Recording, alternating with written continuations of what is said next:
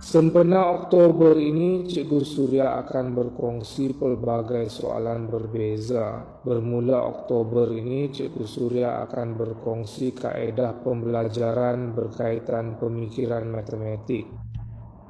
Ramai ibu bapa bertanya tentang kaedah pembelajaran pemikiran matematik ini, apa itu dan apakah prinsip logik. Jadi hari ini, Cikgu Suria akan melalui soalan-soalan ini beransur-ansur menerangkan pembelajaran logik asas pemikiran matematik.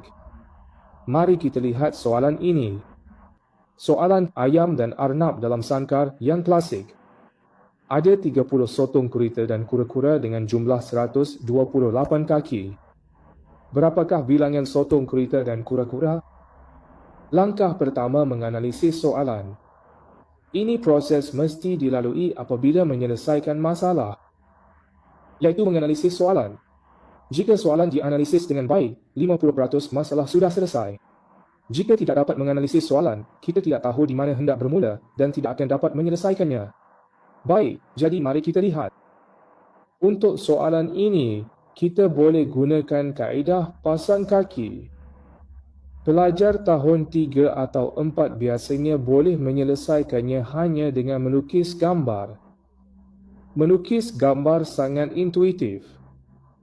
Kanak-kanak akan tahu cara melakukannya. Mula-mula, mari kita lukis. "30 ekor haiwan.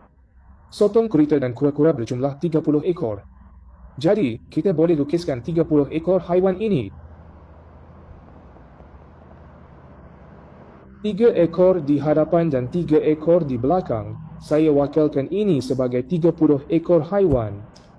Pertama sekali, soalan memberitahu sotong kereta dan kura-kura sejumlah 128 kaki. Betul. 128 kaki. Baik, jika ada 128 kaki, kita akan pasangkan kaki pada setiap haiwan. Pertama, kita perlu faham berapa kaki kura-kura ada. Berapa kaki kura-kura ada? Seekor kura-kura ada 4 kaki. Kemudian, sotong kereta. Setiap sotong kereta mempunyai 8 kaki. Baik, jadi kura-kura atau sotong kereta lebih banyak. Sotong kereta lebih banyak. Kura-kura kurang, yang mempunyai kaki yang lebih sedikit. Baik, kura-kura ada 4 kaki.